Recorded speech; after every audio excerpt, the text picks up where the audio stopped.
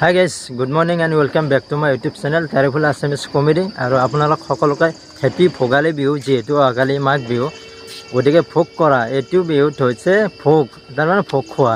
গতিকে আজি মাছ মাংসৰ একদম জবৰদস্ত ডাঙৰ ডাঙৰ বজাৰ, ডাঙৰ ডাঙৰ মাছ।